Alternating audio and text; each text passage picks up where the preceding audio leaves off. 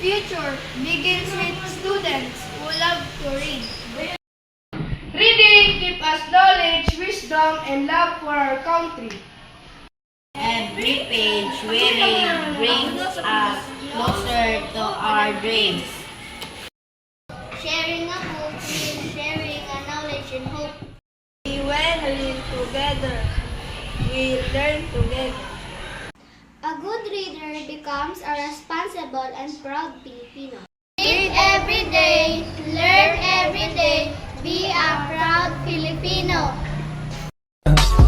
I just had to let you know you're